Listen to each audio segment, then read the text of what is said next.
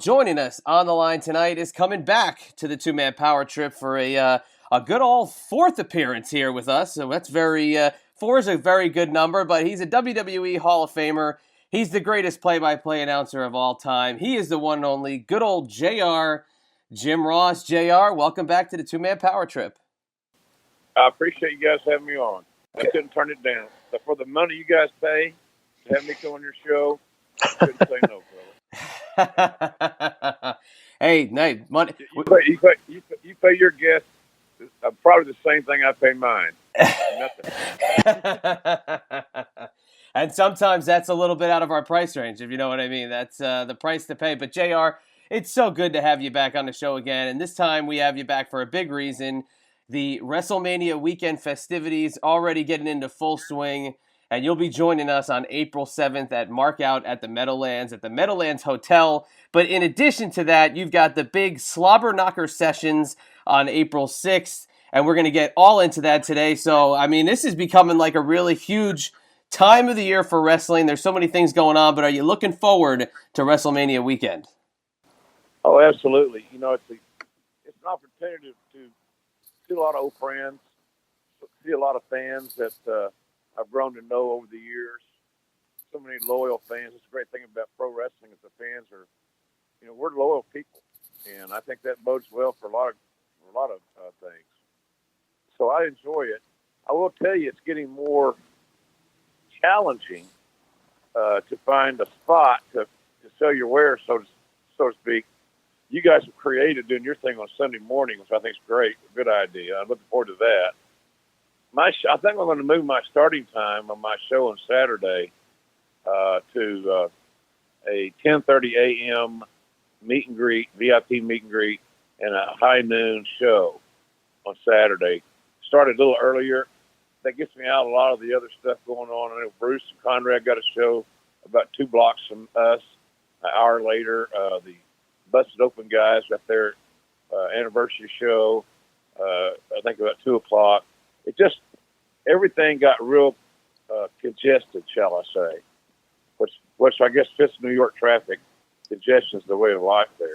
So we're gonna tweak those starting times, but I've been doing this matinee show at WrestleManias for the last several years. They're great.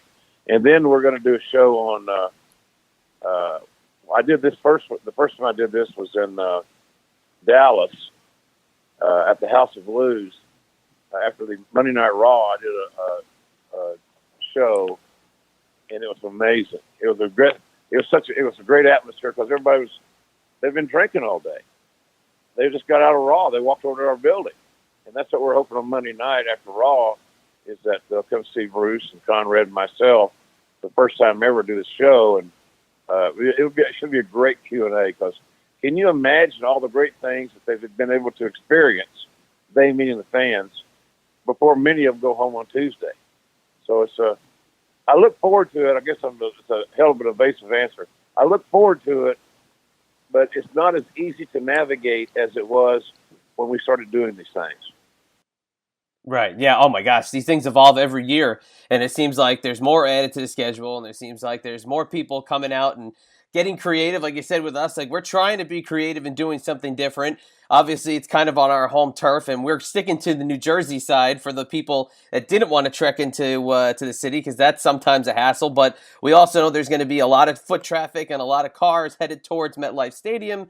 So that's why we kind of focused in on New Jersey, yeah. But to kind of move over to Markout at the Meadowlands on April 7th, starting at 10 a.m., where we have a theme that is so right up your alley. It's like it fits like a glove, and that's football meets wrestling. It's members of the West Texas State football team and other football alumni that made the transition into professional wrestling. And obviously, when we think of wrestling and football, we think of you because of your connection to the game of football and also obviously the world of wrestling. But what do you think about that as kind of thinking outside the box? Giant Stadium, MetLife Stadium, Markout at the Meadowlands. Ties together. It's logical. Makes sense. The geography makes sense for they're going to the stadium. No, I think you guys are onto something. It's the old deals like any other marketing effort. To be a successful marketer or promoter, you have to know who is my audience. Who are these people? And then the second thing, and as importantly, where are they? And then lastly, how do I reach them? So your thing is just like mine. We're all hustling around and running around trying to get people aware that we're going to have an event, little shows, whatever we're doing, autograph things, Q&As. So that's our job. But I kind of enjoy it. I kind of enjoy the challenge. Either you're kind of up your own devices. You're either going to make the money because you worked hard and got a break, or you're not. So I love what you guys are doing.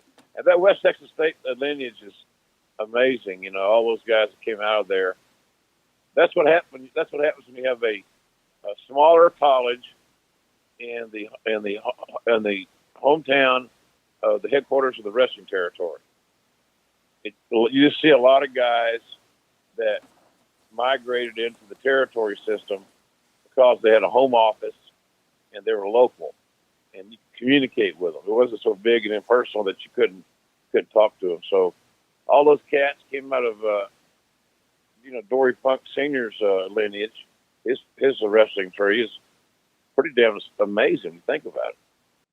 Oh, yeah, absolutely. And we've got Tully Blanchard, Stan Hansen, and Tito Santana representing West Texas State. That's a mouthful. But then also Kent and I, Danny Spivey, Butch Reed, and their football credentials. And then you throw in a guy like Scott Putski, who also played college football. So it makes out a pretty interesting mix of guys. And that's why we thought you were the absolute perfect guy to be involved with our show. Well, I appreciate the opportunity. It's always good. Hey, it's good to meet the fans. We'll meet a different group of fans there in Jersey than we will for the previous days, or that we will after Raw on Monday night. So, you stop and think about that deal. Monday night at midnight, that's going to be an audience. And the venue's big. It's Murmur. It's a Murmur Arena type thing, little venue. It's about 5 minutes or less than 10-minute walk from the Barclays Center, I'm told. So that should be fun. And you guys, everybody knows where your hotel is, the Meadowlands Hotel. Many of us have been there many times. So, did you guys do something there one time before that I was a part of? We never did the Meadowlands Hotel. This is a brand new spot for us, but there has been other conventions at the Meadowlands Hotel. I mean, for that Jersey area up there in North Jersey, I mean, that's like the perfect spot because you get the people that can come in from Connecticut and from New York and even upstate New York. It's really, it's a perfect hub. And for being so close to MetLife Stadium, I mean, again, it was just a perfect scenario. But I got to ask this, JR. I mean, with all the craziness that goes on basically from the previous week before WrestleMania now, how do you feel when Wednesday, the next week, comes along? Are you ready to sleep for like a 3 days straight afterwards? Well, I probably will be. I still got that week to do a podcast. And I've got to, what else I got to do? I do a podcast, and I'm going to come home because on Friday I'm going to I have a Comic Con to do near Detroit. I think it is. I don't even. I schedule. Bottom line is, I don't have any time off after the WrestleMania stuff. But that's by my own admission, fellas. That's not complaining. I want to stay busy. Personally, I need to stay busy. And I hope to have a little bit more of a orderly and organized year in 2019 where I can still stay busy, but I'm not going crazy. Oh, yeah, perfectly understood. I mean, and there's a lot of stuff that could keep you busy coming up here in 2019 because, I mean, it seems like every day that you open up your Twitter feed or you go on any kind of Google News or Sports Illustrated or ESPN, and there's wrestling news and there's something else that's popping up, whether it's new promotions, whether it's people who are wanting to move and do their own thing. I mean, it seems like this time in the wrestling business is it's an interesting time to kind of be out there. And also you throw these shows, these Comic-Cons, the StarCast events. There's so much going on in terms of wrestling consumption. It seems like we could be at an all-time high in terms of, the ability to kind of reach out and touch somebody today in the wrestling business. Yeah, I've said on my show, I was talking to Rob Van Dam on this week's show, which is really enlightening, to be honest with you. I'm not being funny or facetious. It's really good. the best conversation I've ever heard him have, and not because of me, because where he is in his life right now, and what all's been on his plate and left his plate, so forth and so on. It's really a compelling story. And he's got a movie, Rob's movie, Headstrong, is dropping on Tuesday on iTunes and all the digital platforms. He sent me a copy of it. It's amazing. It's about an hour long, guys. Anybody listening, well, you said, well, I never was a big fan of Rob Van Dam. Don't even use that as an excuse, because it won't work. It's not viable. You make yourself look bad by saying that. It's a story about, could happen to any of us in a lot of ways, because he overcame a divorce. His longtime best friend dog passed away, and then his dad died. So he had all these hits from all these different ways, and it really made him make some bad decisions. But right now he's sounds as good as I've ever heard him. He's just very, very sharp and articulate, and this was really good. So that was on my show this week. But it's just a great time to be a fan. So I was going to say, I told him that. He agreed. To be a fan or to be in the business. I was talking to some guys the other day. I said, well, what do you how's the business? The business is great. I said, I'm in my mid-60s. So I don't wrestle. I'm not going to take any bumps anymore. I'm done with all that silliness. So, but I stay busy, and I do all right. No complaints here. So I'd say it's a good time to be in the business, and it's a great time to be a fan. So all of us guys, we're all living our dreams now, man. It's just entertaining these fans and having a good time, and I can't wait to be up there with you guys and everybody else. It's just a real cool. I don't know if anybody in the regular world really gets the synergy that you experience at a WrestleMania week of events. The diversity of the people, where they're come from, how long they've been there, who they're traveling with. Is it a guy's trip? Is it a girl's trip? Is it a family trip? What's shaking on that deal? So it's a great experience for me. I'm looking forward to it immensely, and I really appreciate you guys having me as a guest there on Sunday morning. That's just right down my alley. Oh, it is definitely our honor and our pleasure, and it's going to be awesome.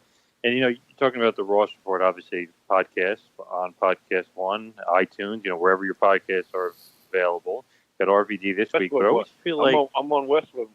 I'm on Westwood One now. Yes, Westwood One. Yes. My Podcast One days are in the rearview mirror. Yes, Westwood One. Sorry. Sorry. Now, you obviously got so much to talk about on that show, and there's always so much, like Chad said, there's so much interesting wrestling news out there right now. But what's your kind of thoughts on AEW, All Elite Wrestling, and this new league popping up, and all this, talent that's kind of migrating over the Jerichos and the Omegas of the world? Well, they certainly had a successful last few days at AEW, selling out the MGM Grand Garden Arena, and I know that the vast bulk of the tickets were sold by people going online and getting their code and then buying their tickets on Monday. And then they held some back, I'm told, that went on sale on Wednesday, today, or yesterday. And those tickets, that cluster of tickets were sold out in 4 minutes. I don't know how many there were. I can't believe there are a lot of them, because most of them sold in advance. In advance of that, I'm trying to say. It was a smart, novel way to market an event when you don't have mainstream television. They used no television to market this event other than social media or digital TV. Stuff that Cody and his boys are doing with YouTube. So I thought they've had a great start. They've made some real good decisions. And I'm excited to see where they go. If you're a wrestling fan, to me, that means I'm a fan of wrestling. And I'm not being a smart ass, but I'm for them being successful. I'm for all these groups being successful, because the better the competition, the more competition, the better it is for everybody, because everybody can't lay around and not try to get better. And I don't believe in that philosophy whatsoever. So I think it's good. I think it's good, fellas. They got young blood. They're a cool feeling brand. They're they have a great opportunity to make their mark in an ever-changing marketing world. It's amazing that the digital media and social media are so prominent in our lives today that you can do this kind of successful on sale and not use television, not use radio. It's really a phenomenon. And they meaning AEW, their people, seem to have what the hell they need to do down, because what they're doing is working. So I'm a big believer of all these wrestling groups. They're the newest one on the block. I hope they do well.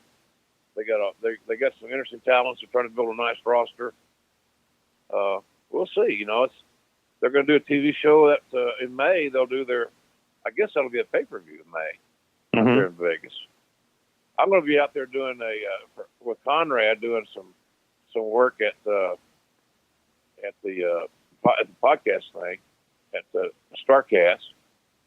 I think I'm doing something with Ric Flair, and Ricky Steamboat, and people think that the greatest match of all time has been Okada and Omega because it happened lately, and he had a very vocal social media people that touted it, and it was phenomenal. I saw 3 of them with Josh Barnett there for Access TV. They were indeed amazing matches. But when somebody says that had to be the greatest 3 matches you ever called, well, I don't know if it is or not. Ric Flair and Ricky Steamboat in 1989 had 3 matches that were phenomenal, all different, and they used different strategies. They called the damn thing in the ring, which I thought was equally amazing. So I'm a big believer that that competition and new business is good for all of us, no matter what we do affiliated with wrestling. So my fingers are crossed for them. Hope they do well. It just creates more job opportunities, more get the talents another viable place to work. They choose to explore it. So a lot of good things can come out of this if it clicks, and I think it will. That is very, very cool as far as you being part of Starcast, doing some with Flair, and going to be doing some with Steamboat. And you mentioned Okada Omega and then Flair Steamboat. I did love Okada Omega, but I don't know. I have to go Flair Steamboat as the greatest series of matches I've ever seen as far as being a fan. And obviously, you were there for both. So it's got to be crazy to think that 30 years apart, but they could still be the greatest we've ever seen. Well, it holds up. Their match holds up. They had 3 of them. And I called all 3 matches with 3 different partners. I called with Magnum TA in Chicago, Bob Caudle in Nashville, and Terry Funk in New Orleans, if I can remember that correctly. So that made it even more unique for me because it wasn't a comfort zone. I'm working with my regular guy there. So it was a great 3 matches, but I don't know if they're better than Okada Omega or vice versa. And I don't even know how the hell you would judge something so subjective. That's the greatest color blue I've ever seen. What color is it? It's blue. Okay, what color blue? There's more than one blue. Well, that's kind of what I'm saying here in this match. It was both those series of matches were great, but I don't know how you how you accurately judge which one was the better of those 2.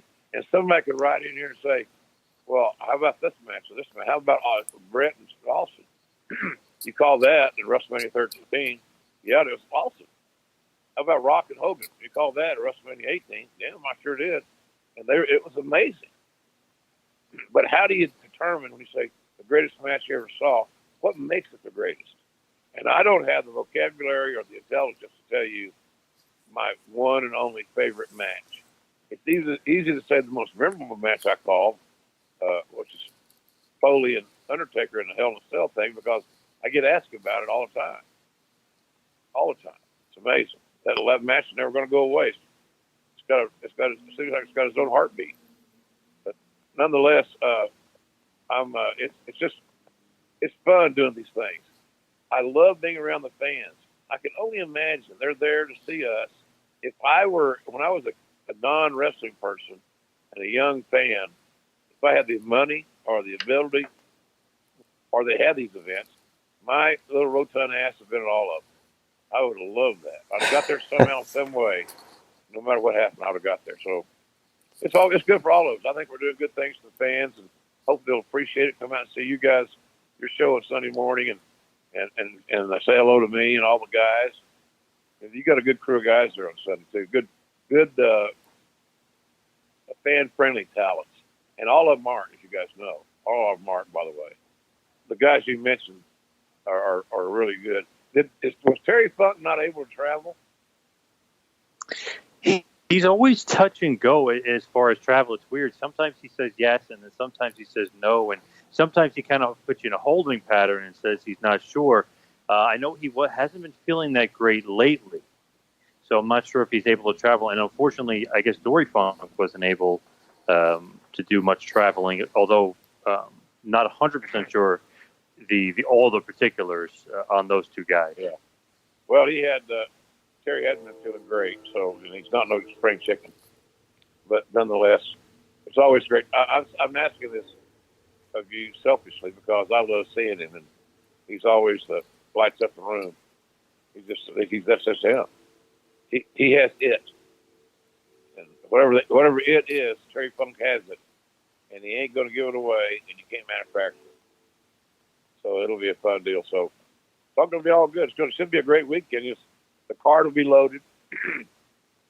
Good Lord, boys! I don't know what time the pregame show starts. I can tell you this: if the pay-per-view itself goes 4+ hours, and they keep doing that, you're going to end up killing your pregame shows because it's like watching the Super Bowl.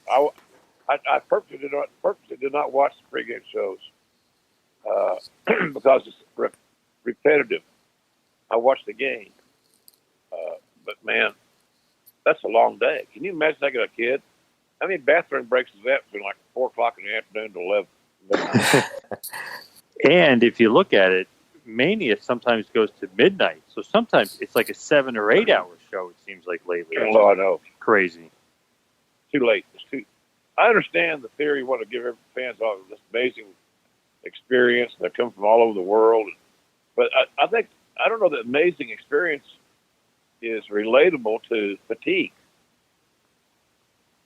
You want people to be able to leave there that have enough energy and a wherewithal to embrace what you just provided them.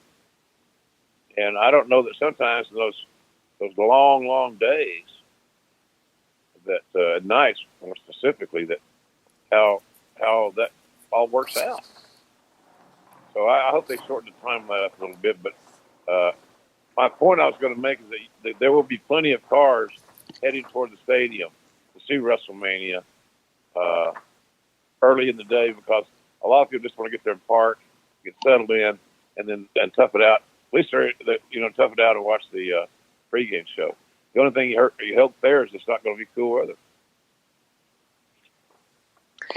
Now, before just wanted to touch on this briefly because you mentioned Access TV and with Josh Barnett and doing the play-by-play for New Japan Pro Wrestling, obviously. We just had on Josh Barnett last week, or actually the week before, and we had a long conversation. Actually, you guys had a little bit of a Twitter convo going on, and Barnett had mentioned us, which I thought was great. And you mentioned us that you were going to be part of the show, so it was a great tie-in. And it kind of, oddly, we were kind of in the middle of you two legends, but it was great the fact that he was able to kind of speak so freely about what happened with Juice Robinson and that show in Long Beach and Jay White and everything like that. I don't know if did you happen to catch any of what Josh had mentioned about, possibly you being injured and him basically wanting to kill those guys at one point? Well, I read an excerpt of the interview, a transcript of part of it. I knew how he felt because I was there for the whole deal, right? So I didn't. We dodged bullets there because I bruised a lung, I bruised my sternum, I bruised ribs. It may not sound like a catastrophic injury. Thank God it wasn't. But at my age, at those kind of injuries, anybody listening to this could probably verify that they heal slowly. Ribs and rib cartilage slow to heal, and bruised sternum, and I couldn't sneeze, I couldn't cough. It was miserable. and it was all avoidable. That was the issue. It was all avoidable. And during the day, we mentioned that somebody's got to hook these barricades together so they can be a barricade. If not, you're going to open yourself up for lawsuits because the boys are going to use those barricades to sling guys into them. And if they're not hooked together, they're going to fly all over the place and can very easily hurt somebody. Oh, yeah, we got that. So what you do there is you got to deal where you got too many cooks in the kitchen, and it didn't get done. And then of all the sides and all the areas of the ring that these dudes could be throwing each other around, it's going to be right in front of us. Why? I have no earthly idea. No idea. So that's what happened. I got hit. I had no idea. I thought I might have got shot or something. It was such a hard pain right in my chest. I having a freaking heart attack. But then I hit the concrete. My head bounced off the concrete like a basketball. And then we still had a hell of a lot of show to do. And Josh was pissed. I was pissed because I was hurting trying to catch a breath. I wasn't very professional there. I think I was cursing and having a hell of a time, but it just could have been avoided if everybody had just listened and actually adhered to a suggestion a old timer would have. That excuse from some millennial guys and some of these young wrestlers that have actually never sold a lot of tickets. They've been on successful events, but they didn't actually sell a lot of tickets. They believe that they have much more knowledge, by and large, than those of us that have spent the majority of our life in this crazy business. Nobody says we know the most, but we know a lot because, like the insurance guy says, we've seen a lot. So it was all avoidable. Look, we had a nice chat with those boys after it was over. They came and apologized to me and Josh, and they felt like they had shit the bed. They had, and I explained to them, you just can't do stuff like that because you put your company at a tremendous risk, lawsuit wise. I'd have no issues. I could probably win a lawsuit in that case, but I'm not suing anybody. But if somebody else that's more than a payday could damn sure say, boys, I'll see you in court, or unless you just want to settle. So it was miscommunication. I really thought it was nice that the boys found us after the show and apologized, and I thought they were sincere. So to me, it's just bygones are bygones. I wish them both the best. They're both good kids. Jay White's he's in a great spot right now after beating Tanahashi for the title. That's a big deal. And so he's got a bright future there. And, of course, the other kid is, came through the WWE system. They went to Japan. You guys know the story. Mm-hmm. And he's a good kid, too. They're both good kids. They really want to be stars. They really want to try hard. And sometimes, for any of us, when we really want to be good at something and we try a little bit too hard, we make bad decisions. And they made a bad decision that night. Now, how you fix that is don't do it again. Make sure that you're going to take bumps at the railing, that you make sure the railings have been connected. So that's why WWE stopped using those bicycle-like railing things, and they use one of those wall security walls now. It's a lot smarter to do that than the other stuff. So, but Josh was pissed off. I'd never seen him that mad before. And luckily, Jay White did exactly what a great heel would do. He ran. Because to engage Josh would not have been a good transaction for Jay White. Cool. That would not have been. That's not going to be a fair fight. No. But that ain't knocking Jay White. That's just saying Josh Barnett's a bad son of a bitch. He does this stuff for a frigging living. Mm-hmm. He beats people up. And he snapped, and, thank goodness there was no other issues there. That would not have been good. They picked my fat ass up off the floor and set me back in my chair, and I got my hat.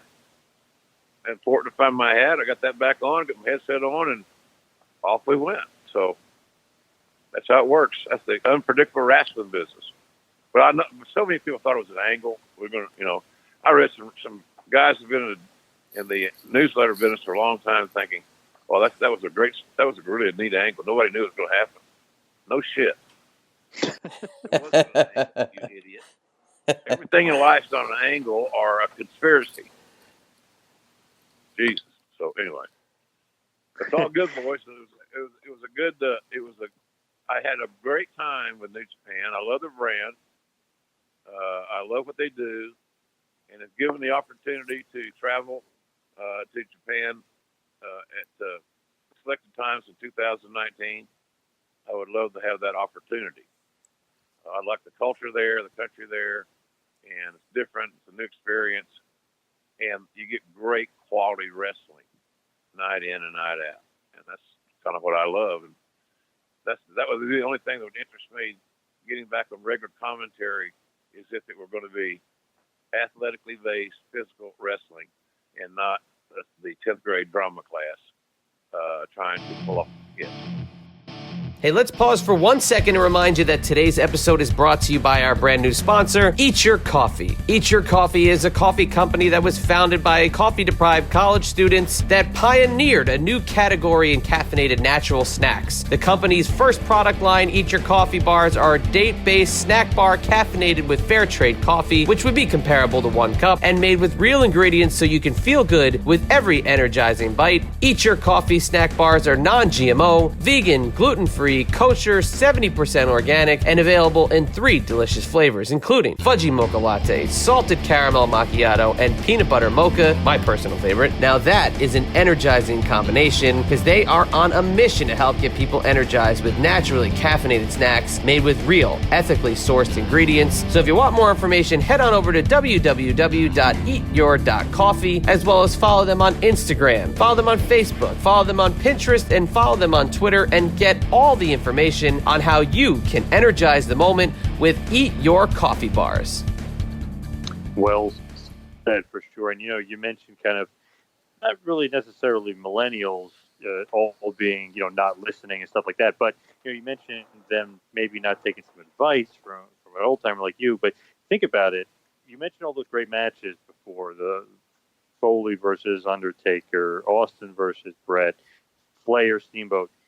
It's a big possibility that you calling those matches made them even better. So you may want to listen to the all-time greatest, the GOAT. You may want to listen to that guy, right?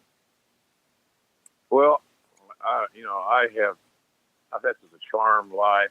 I lived my dream doing this, and I like to believe, that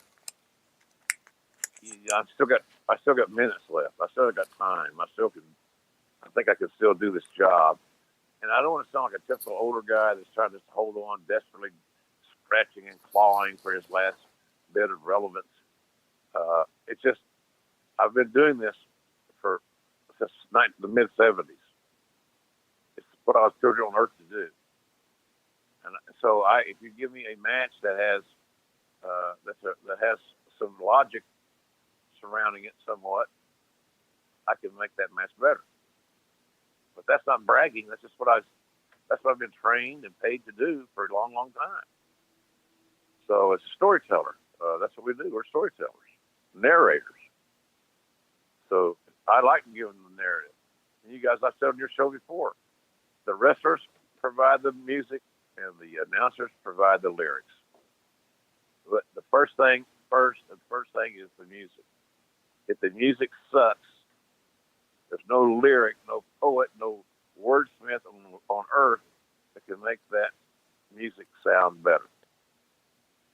So the boys or the girls, as we see now, got to give you something to work with. And now you take that without insulting your audience, and you make it better. And obviously, you are the greatest of all time. There are greats, the Gordon Soldiers of the world, but you are the greatest of all time, man. And so I feel like anybody that even takes a little bit of advice to you would gain a lot in the wrestling business. Well, I've always got an opinion, unfortunately, but I've had some really good mentors. I've had some great teachers. So, heck, I always believe it's important for us in life and whatever our chosen field is. We do it at home. We should do it at home. I think we do it at home with our families. That we lead. We're mentors. We try to influence people that we can in a positive way. And I think that there's not enough of that in this world. Mentoring, helping people out. So I'm a big believer of that. So that's the one thing I miss about being in a wrestling gig on a daily basis is being around the talent. They're special. And I've always had a special relationship and a bond with talent. It's like there's ball players. There are ball players in your locker room. Some are great guys, some aren't. The ones that aren't, you get rid of as fast as you can, as best you can. Or you give them a chance to cure their ailment. So it's just the love of my life, other than my late wife. It's all about the wrestling business, and I'm consumed by it. I'm not so sure my children are so crazy about it because they've already heard about my passion for that, but I can't help it. I'm a fan. I love it. And I'm always going to love it. Hey, JR, speaking of players in the locker room, there's one thing that's kind of popped up the last couple of weeks too, and like we were saying earlier, there's so much news in the wrestling world, and normally I don't think this would be that much of a big deal in terms of where he is at this point in his career and doing outside ventures. But is it kind of crazy to see that The Undertaker is now starting to take bookings outside of WWE? Because he's just one of those guys that you just always seem like would be in the fold or in the mix. And to see him being now booked at the StarCast convention, billed as Mark Calloway, a.k.a. The Undertaker, it's almost kind of crazy to look at it because I always thought that he'd be kind of locked up in that mystique of the WWE's Undertaker. Well, he's done many Comic Cons in the past.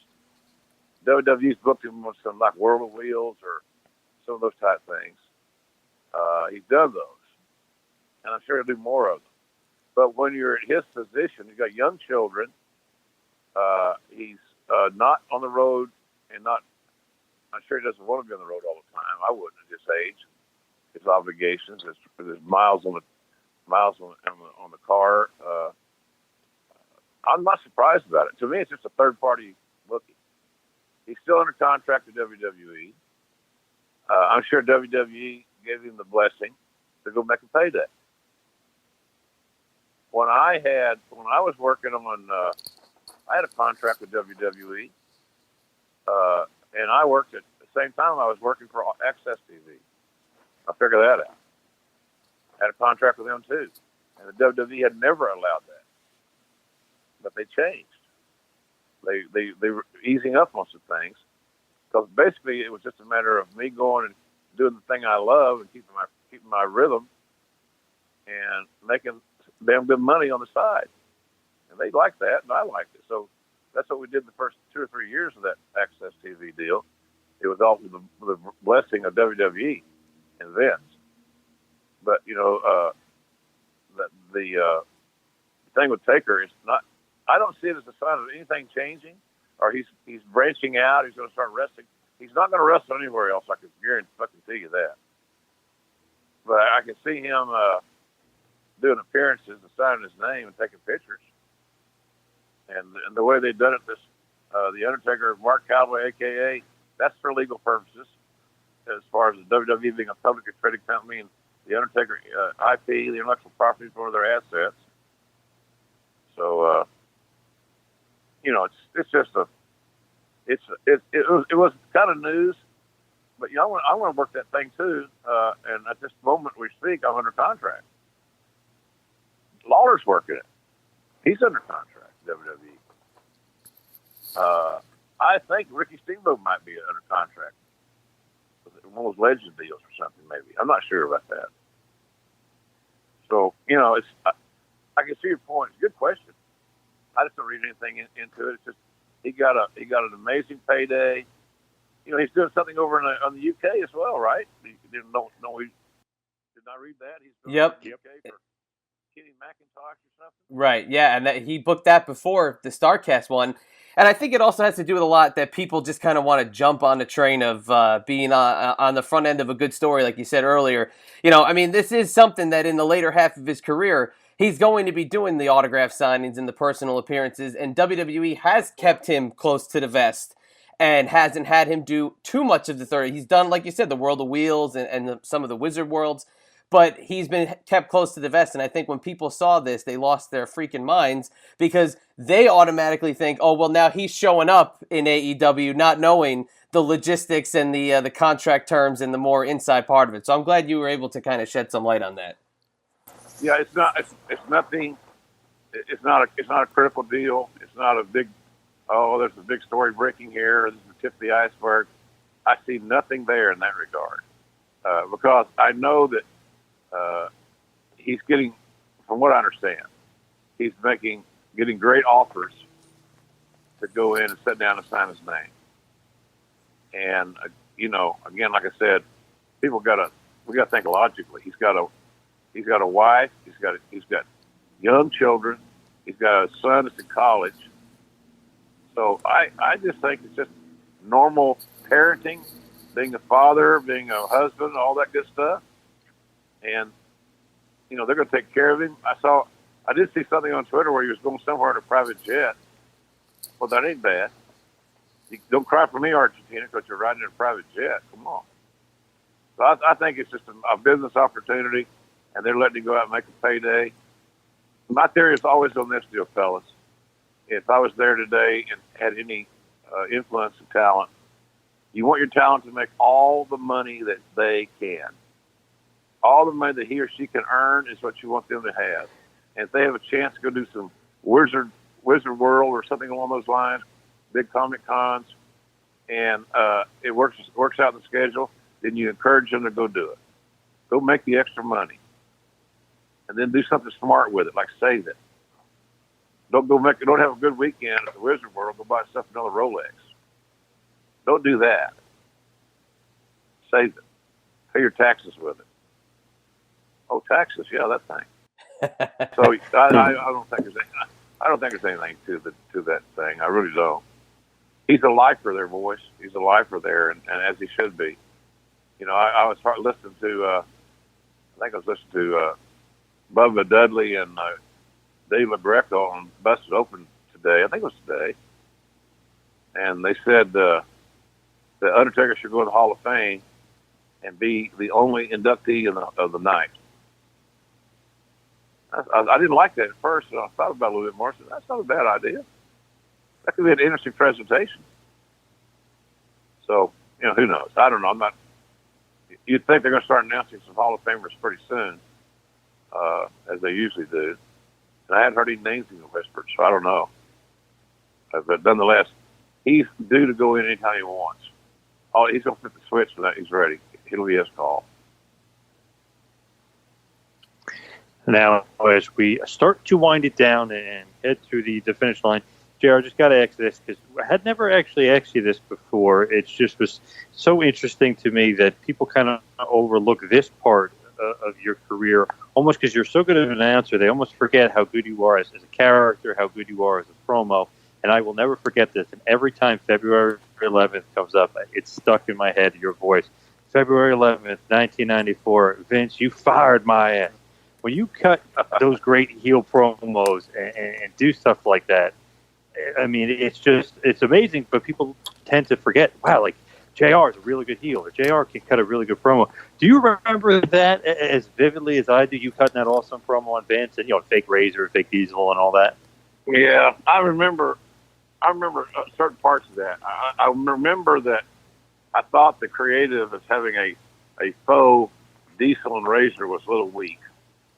Wasn't crazy about it, but I understood the direction. I understood it.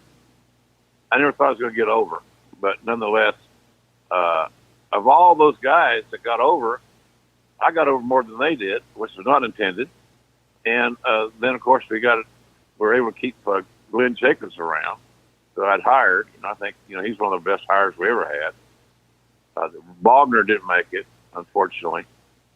But what I remember most about that is driving from Philadelphia to Hershey. and it was a bad, bad night of weather. And I was traveling with my Native American scout, Jerry Briscoe, who was driving. And so I was writing that promo in my head and then reciting it back to him on the drive. And he said, I'll never forget that. He said, I know one thing. So I hope you get to do that promo tomorrow night because I don't want to save it because I didn't want to hear it again in my life. I practiced. He was my sounding board.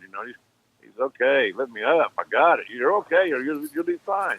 So when we got there, the next day, Vince, okay, you ready for this? Yeah, I got it. I think I got it. I think you'll like it.